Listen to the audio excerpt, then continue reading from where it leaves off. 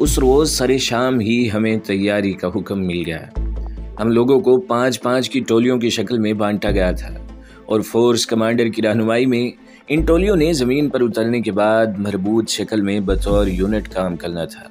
अंधेरा फैलते ही हम सब ट्रकों में सवार होकर पेशावर की तरफ रवाना हो गए। अभी तक हमें नक्शे और मुकामी करेंसी फराहम नहीं की गई थी, शायद इसलिए रवानगी में भी कुछ देर हो गई थी। मनसूबाबंदी के मुताबिक हमें रात की तारीकी ही में अपना काम मुकम्मल करके सुबह सूरज तुलू होने से पहले पाकिस्तानी सरहदों की तरफ लौट आना था। हमें आज सुबह ही भारत की तरफ से ऑल आउट हमले की इतला मिल चुकी थी। तब से अब तक मैं महसूस कर सकता था कि जिस सूरत हाल से मैं खुद गुजर रहा हूँ, यहाँ मौजूद हर कमांडो इस कैफियत का शिकार है। सुबह से अब तक मुझे यूँ महसूस हो रहा था जैसे मेरे बदन में बरकी लहरें दौड़ रही हों। मेरे बहुत से साथी जिन्होंने इस नौइयत की मशकों में मेरे साथ हिस्सा लिया था, कश्मीर के महाज पर मसरूफ़ थे। सुबह से अब तक मुख्तलिफ टोलियाँ अपने अपने हदफ की तरफ रवाना हो चुकी थी। कमांडो किसी भी फ़ौज की रीढ़ की हड्डी शुमार किए जाते हैं। फ़ालन मुतहरक और हरदम तैयार कमांडोज़ ही किसी फ़ौज की फतह में अहम तरीन किरदार अदा करते हैं और हमसे ज़्यादा शिद्दत से इस तलख हकीकत का इदराक और किसे हो सकता था। हमें इल्म था कि हम एक छोटी फ़ौज के सिपाही हैं जिसका मुकाबला टीडी दिल के एक बहुत बड़े जमे गफ़ीर से है। हमें ये लड़ाई अपनी पेशा वाराना महारत और जज्बा ईमान के बलबूते पर लड़नी है। जिस मिशन पर हम जा रहे थे, इसकी मनसूबाबंदी करने वालों ने भी यकीनन यही सोचा होगा कि इनके मंसूबे पर अमल दरामद करने वाले कौन लोग हैं। मैं आज भी ये बात दावे से कहने के लिए तैयार हूँ कि मंसूबा बनाया ही इसलिए गया था कि इसके किरदार पाकिस्तानी कमांडोज़ हैं।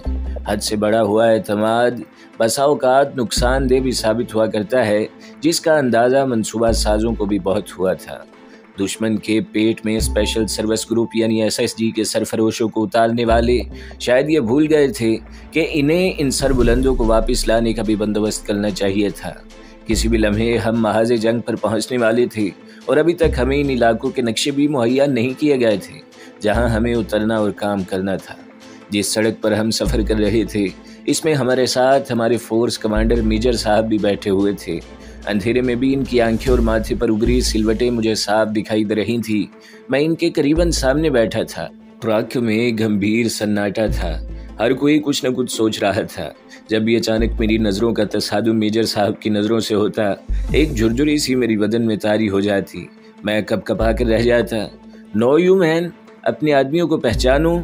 मुझे ट्रेनिंग में पढ़ाया हुआ सबक याद आ गया। ये खामोशी अब मुझे खिलने लगी थी।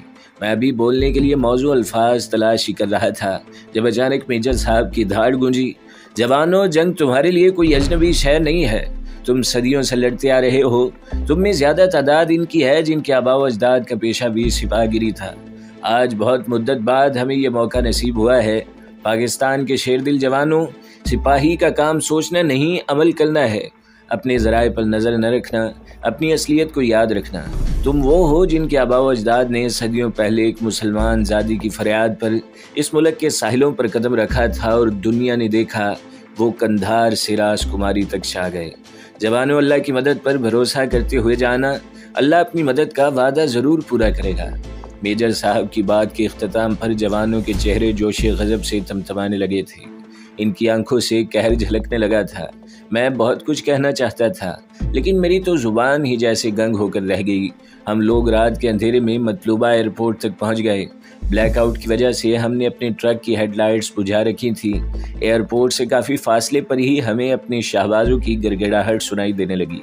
हमारे शाहबाज यहाँ से दुश्मन पर झपटने के लिए जा रहे थे। इनके तैयारों के इंजनों से होने वाली गिड़गिड़ाहट हमारी रगों में दोहराई थी। मुझे अपने वजूद में तैयारों का शोर उतरता महसूस हो रहा था। मेरे आसाब तने हुए थे। एयरपोर्ट से दूर ही हमारा ट्रक रुक गया। यहाँ एयरफोर्स के मुस्तैद पोस्ट गार्ड हमारे इस्तकबाल को मौजूद थे। फॉलिन, मेजर साहब की धाड़ गूंजी। वो सबसे पहले ट्रक से बाहर निकले थे। जवान इस हुक्म पर बिजली की सी फुर्ती से छलांगे लगाते हुए बाहर आए और लाइन बनाकर खड़े हो गए। मार्च। अगला हुक्म मिला। हमारी रहनुमाई के लिए एयरफोर्स के पोस्ट मार्शल मौजूद थे। हम इनकी रहनुमाई में वहाँ से नज़दीक ही एक जगह पहुँच गए। ये एक बड़ा सा हॉल कमरा था जहाँ केरोसिन लैंप की मध्यम रोशनी मौजूद थी। एहतियात इतनी बढ़ती गई थी कि यहाँ से रोशनी की एक किरण भी बाहर नहीं जा सकती थी। یہاں ہمارے اوسی بھی پہلے سے موجود تھے اور دیوار پر ایک بڑا نقشہ ٹنگا ہوا تھا۔ اس نقشے کے ذریعے ایک مرتبہ پھر ہمیں اپنے ہدف سے متعلق ہدایات دی گئیں۔ ہمیں بتایا گیا کہ گروپ کمانڈروں کو ابھی تھوڑی دیر بعد ٹارگٹ سے متعلق نقشے فراہم کیے جائیں گے۔ اوسی صاحب نے ایک مرتبہ پھر جوانوں کو ان کی ذمہ داریوں سے آگاہ کیا۔ سب کو باری باری سمجھایا گیا کہ کس نے کیا کرنا ہے، اور گفتگو کے خاتمے پر کرنل صاحب ہمیں خدا حافظ کہہ کر باہر چلے گئے۔ ان کی روانگی کے فوراً بعد ہی میجر صاحب کی گونج سنائی دی، کمانڈوز گیٹ ریڈی۔ ہم سب ایک تنظیم لیکن بہت تیزی سے اپنی اپنی جگہ سے اٹھے، اپنے کاندھوں سے لٹکے تھیلے کھولے اور اپنے اپنے ہارنس پہننے لگے۔ ہارنس اور پیراشوٹ میں ملبوس ہونے میں ہم نے بمشکل 3 منٹ لگائے تھے۔ اپنے اپنے ہارنس پہن کر ہم فوراً ایک ترتیب میں کھڑے ہو گئے۔ میجر صاحب بھی اس دوران تیار ہو چکے تھے۔ ان کی دوبارہ للکار گونجی، کمانڈوز چیک۔ دوسرے ہی لمحے ہم ایک دوسرے کا فضائی لباس چیک کرنے میں مشغول تھے۔ یہ عمل بھی 3-4 منٹ میں انجام پا گیا۔ کمانڈوز ہتھیار سنبھالو، اگلا حکم ملا۔ سب نے اپنے اپنے ہتھیار چوم چوم کر اٹھائے۔ خود میرے جذبات کا یہ عالم تھا کہ میں نے اپنی سٹین گن کا سلنگ اپنے کاندھے پر ڈالتے ہوئے اسے چوما تھا۔ فال ان کمانڈوز، میجر صاحب دھاڑے۔ ہم لوگ فوراً ہی اس کمرے سے باہر قطار بنا کر کھڑے ہو گئے۔ ہر گروپ کمانڈر کے جوان اس کے دائیں بائیں جم کر کھڑے تھے۔ 6 ستمبر کی وہ رات قوم کے مقدر کا ستارہ بن گئی۔ ہماری آنکھوں کے سامنے ہمارے شہباز دھاڑتے ہوئے آسمان کی سمت اٹھتے اور اس کی لامحدود وسعتوں میں دور کہیں گم ہو جاتے۔ ہماری نظریں آخری دم تک ان طیاروں پر جمی رہتی جو دشمن کی بدبختی پر مورے تصدیق ثبت کرنے کے لیے یہاں سے حملہ آور جا رہے تھے۔ وقت آہستہ آہستہ رینگ رہا تھا۔ میری طرح میجر صاحب کی نظریں بھی نہ جانے اب تک کتنی مرتبہ اپنی گھڑی کی چمکتی سوئیوں کا جائزہ لے چکی تھی۔ ہمارا مقررہ وقت بھی گزر چکا تھا، لیکن ابھی تک ہمیں بھارتی کرنسی اور نقشے فراہم نہیں کیے گئے تھے۔ جوان جلد از جلد کچھ کر گزرنے کے لیے بے چین نظر آ رہے تھے۔ خدا خدا کر کے وہ لمحہ آیا جب ہمیں نقشے اور کرنسی فراہم کی گئی۔ آغاز اچھا نہیں ہوا تھا۔ پلاننگ میں یقیناً کہیں نقص رہ گیا تھا، لیکن یہ سوچنا ہمارا کام نہیں تھا۔ ہم تو کچھ کر گزرنے کے لیے بے چین ہو رہے تھے۔ بالآخر وہ مبارک ساعت آ ہی گئی۔ اب حملے کا وقت بدل کر رات 2:10 تک کر دیا گیا تھا۔ ٹھیک رات کے 2 بجے ٹرک ہمارے قریب آ کر رکا۔ میجر صاحب قطار کے ایک سرے سے چلتے ہوئے دوسرے سرے تک جوانوں کے چہروں پر نظریں دوڑاتے ہوئے نکل گئے۔ کمانڈوز، میجر صاحب کی آواز نے قہر برسایا۔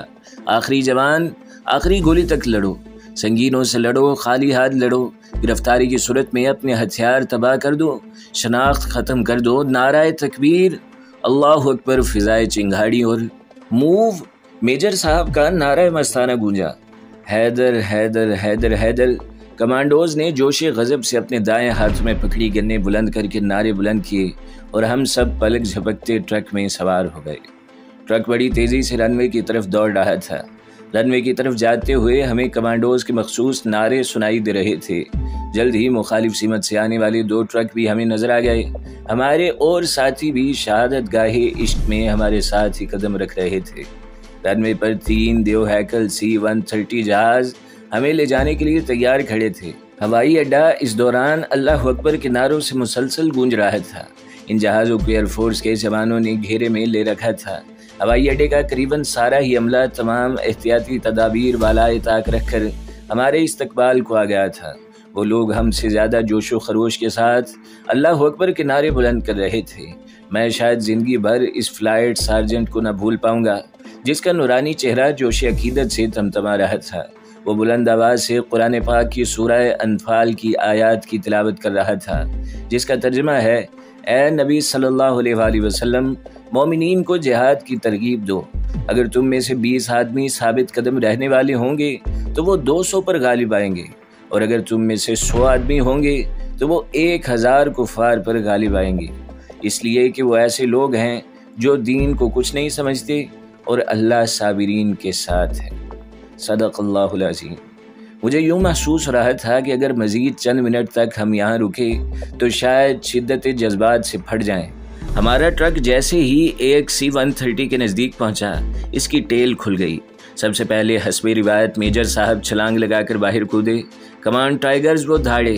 کمانڈوز ٹائیگرز کی طرح اپنے شکار پر جھپٹنے کے سے انداز میں جہاز کی طرف لپکے تھے۔ سوار ہونے پر کمانڈوز کے کاندھے پر میجر صاحب تھپکی دے کر آہستہ سے فی امان اللہ ضرور کہتے تھے۔ चंद ही मिनट पर जहाज़ की दुम बंद हो गई। मुझे फ़ौरन ही पैराशूट ट्रेनिंग विंग यानी PTW याद आ गया। अभी मुझे अपनी तरबियत मुकम्मल करके वापस आए 2 माह ही तो गुजरे थे जब कुदरत ने मुझे आजमाइश की भट्टी में डालने का फ़ैसला कर दिया था। मैं कड़ी आजमाइशों से गुजरा था। PTW में गुजारा एक एक लम्हा सवालिया निशान बनकर मेरे सामने आन खड़ा हुआ। मेरी तरबियत करने वाले स्टाफ की शक्लें एक एक करके मेरे सामने नुमायाँ होने लगीं। वो सब लोग सवाल बनकर मेरे सामने खड़े थे और अपनी तरबियत का हक मांग रहे थे। उन्होंने दिन रात एक एक लम्हा मेरे साथ बिताया था। तरबियत का एक एक सबक मेरे लाशऊर में जाग उठा। थोड़ी ही देर बाद दरवाजे बंद हो गए। जहाज़ के इंजन ज़ोरदार गिड़गिड़ाहट पैदा करने लगे। मखसूस बत्तियों ने जानबूझकर जहाज़ के टेक ऑफ करने का इशारा दिया और चंद मिनट बाद हम फ़िज़ा की लामतनाही वसतों में गुम अपने अपने मुस्तकर की तरफ महवे परवाज़ थे। जहाज़ में सुकूत तारी था। इंजनों की गिड़गिड़ाहट थी या फिर हमारी सोचें, मैं जान सकता था यहाँ मौजूद लोग क्या सोच रहे हैं। अपने साथ बैठे हवालदार मेहर खान पर मैंने एक नज़र डाली। वो बेख्तियार मेरी तरफ देखकर मुस्कुरा दिया था। अचानक ही जहाज़ के अंदर लगी सुर्ख बत्ती जलने लगी। ड्रॉपिंग जोन आ गया है, तैयार कमांडोज, ड्रॉपिंग जोन। पायलट का मुख्तसर सा पैगाम सुनाई दिया। नाराए तकबीर। हवालदार मेहर खान शिद्दत गैज़ो गज़ब से फट पड़ा। अल्लाह अकबर। कमांडोज तन कर खड़े हो गए। चेक। मेजर साहब का हुक्म सुनाई दिया। पास पास पास। हर कमांडो बारी बारी अपने से अगले जवान का हार्नेस और पैराशूट चेक करता और पास कहकर अपनी तरफ से इसके सही होने का ऐलान कर देता। ये सारा अमल बमुश्किल 2 मिनट में मुकम्मल हो गया। कमांडोज मशीनी अंदाज में अपनी तरबियत दोहरा रहे थे। एन इन लम्हात में जहाज़ के दरवाजे पर लगे सुर्ख बल्ब रोशन हो गए। इन बल्बों के ऊपर लगी एक घड़ी में हिंद से जलने बुझने लगे थे। Stand in the door major साहब पुकारे।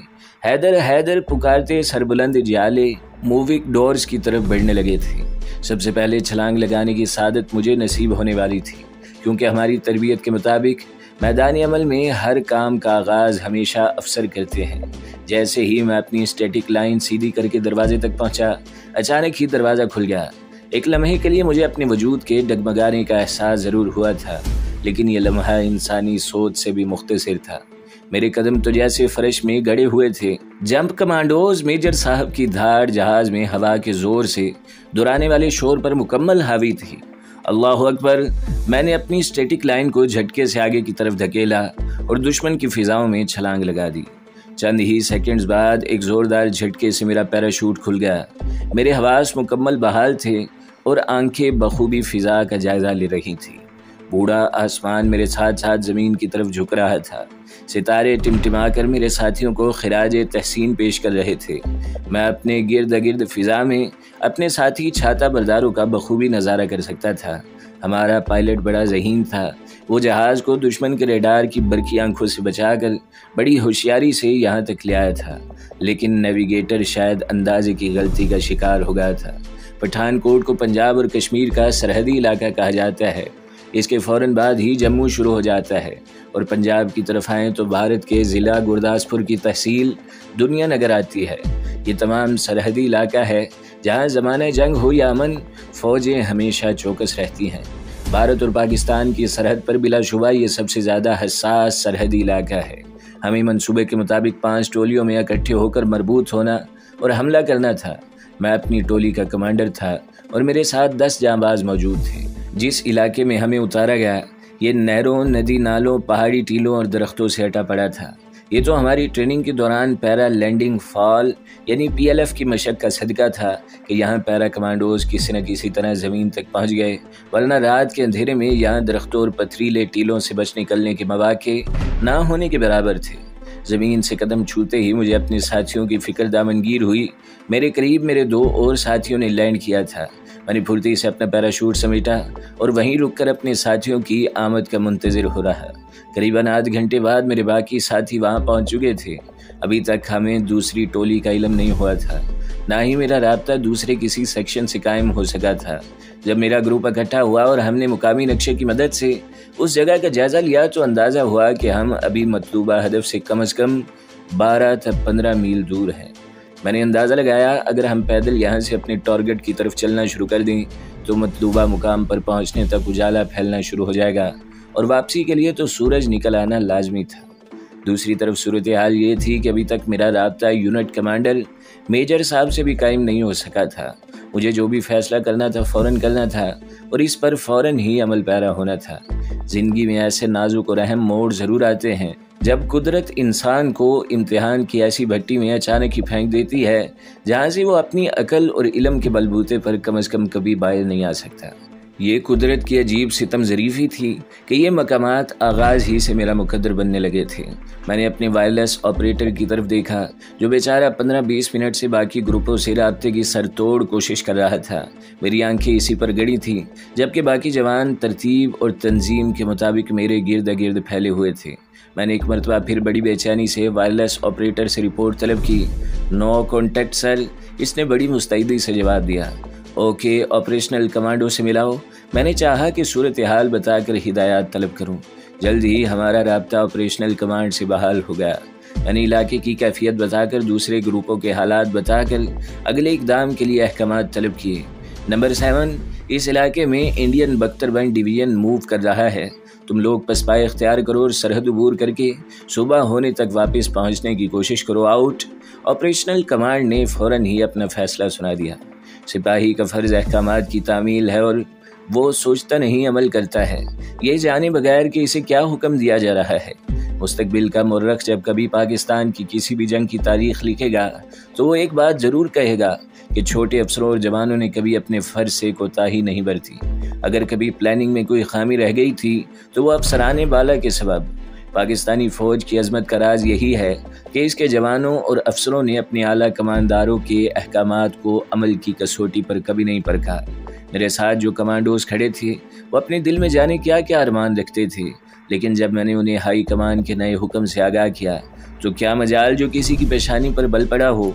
मैंने नक्शे के ज़रिए अंदाज़ा लगा लिया कि सुबह तक किसी भी सूरत हमारा यहाँ से पाकिस्तान पहुँचना मुमकिन नहीं। इसकी एक बड़ी वजह तो मुकामी सरहद से हमारी नाशनासाई थी और दूसरी यहाँ इंडियन फ़ौज की मौजूदगी।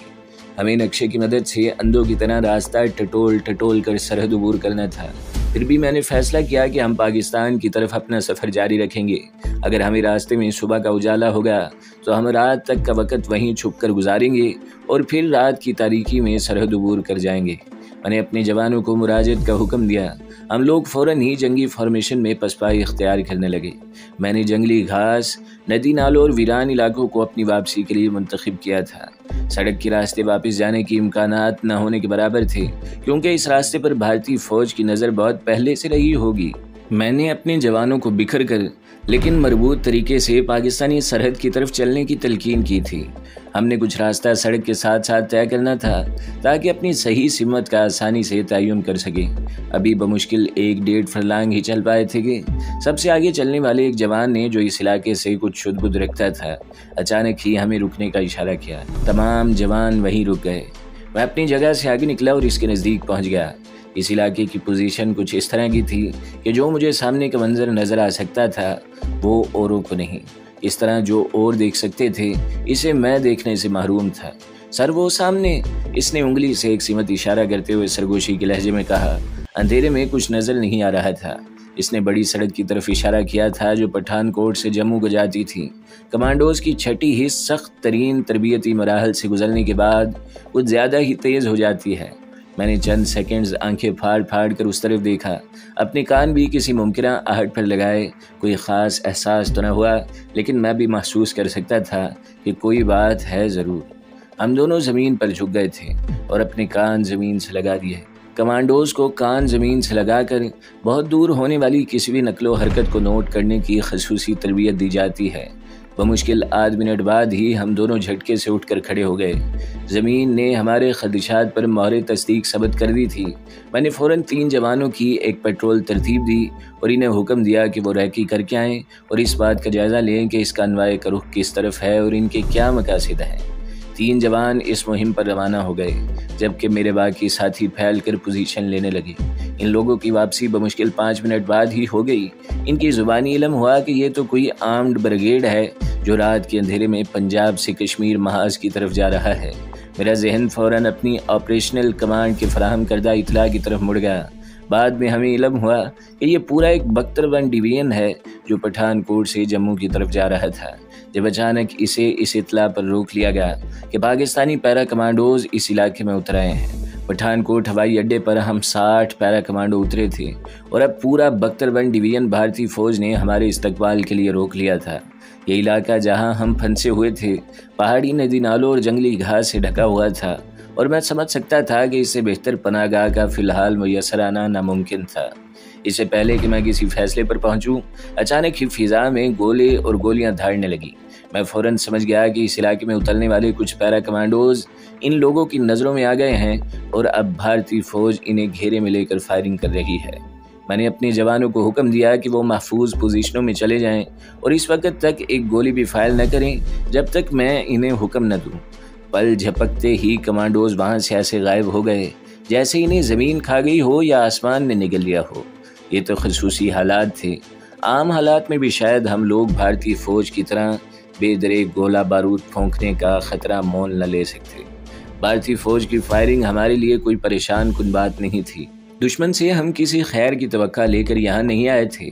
ہماری خواہش تو صرف یہ تھی کہ صبح ہونے تک دشمن کی زد سے جتنی دور بھی ممکن ہو پہنچ جائے۔ کمانڈوز کو اس بات کی خصوصی تربیت دی جاتی ہے کہ رات کے اندھیرے میں دشمن سے خود کو چھپانے کے لیے وہ ایک دوسرے کو آواز دے کر مخاطب نہیں کرتے، بلکہ پہلے ہی سے اس کے مطابق عمل کیا جاتا ہے۔ روانگی سے پہلے ہم نے اس بات کا خاص خیال رکھا تھا کہ یہاں وہی آوازیں نکالی جائیں جن سے جانوروں کی موجودگی کا یقین ہو۔ میں نے اپنے ساتھ کھڑے حوالدار کو ہاتھ سے مخصوص اشارہ کیا تو اس نے مینڈک کے ٹررانے کی آواز نکالی۔ یہی آواز پھر اس سے کچھ فاصلے پر نکالی گئی اور چند منٹ بعد ہی میرے دستے کے تمام جوان میری کمانڈ میں سرحد کی طرف پسپائی اختیار کر رہے تھے۔